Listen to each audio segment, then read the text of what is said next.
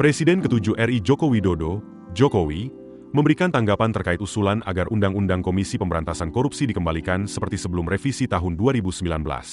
Jokowi menyatakan setuju jika UU KPK kembali direvisi. Ia menegaskan bahwa revisi UU KPK pada masa pemerintahannya merupakan inisiatif DPR. Jokowi juga menyebut dirinya tidak pernah menandatangani UU KPK hasil revisi tersebut. Pernyataan tersebut menuai kritik dari berbagai kalangan, mulai dari ex-penyidik KPK, lembaga swadaya masyarakat anti korupsi, hingga anggota DPR RI. Ex-penyidik KPK, Yudi Purnomo, menilai Jokowi memiliki tanggung jawab moral atas pelemahan lembaga anti rasuah melalui revisi UU KPK tahun 2019. Menurutnya, revisi tersebut melucuti sejumlah kewenangan KPK sehingga melemahkan upaya pemberantasan tindak pidana korupsi. Yudi berpendapat revisi UU KPK seharusnya diarahkan untuk mengembalikan independensi lembaga anti rasuah, baik dari sisi kewenangan maupun kepemimpinan yang berintegritas.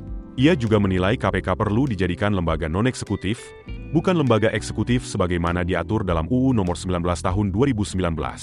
Selain itu, kepegawaian KPK dinilai harus independen dan tidak berstatus aparatur sipil negara, ASN. Menurutnya, hal penting lainnya adalah pengembalian 57 mantan pegawai KPK yang sebelumnya tersingkir. Kritik serupa disampaikan Indonesia Corruption Watch, ICW.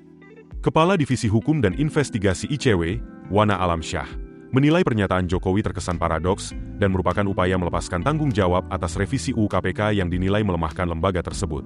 Ia menilai Jokowi memiliki kontribusi besar dalam proses revisi yang berlangsung sangat singkat, sekitar 13 hari. Wana menyebut terdapat dua alasan yang menunjukkan kontribusi pemerintah dalam revisi tersebut. Pertama, pada 11 September 2019 Jokowi mengeluarkan surat presiden dan mendelegasikan Menteri Hukum dan HAM serta Menteri Pan-RB untuk mewakili pemerintah dalam pembahasan revisi UU KPK bersama DPR. Kedua, Jokowi tidak mengeluarkan peraturan pemerintah pengganti undang-undang, Perpu, meskipun terjadi gelombang protes besar pada September 2019, padahal ia memiliki kewenangan untuk melakukannya.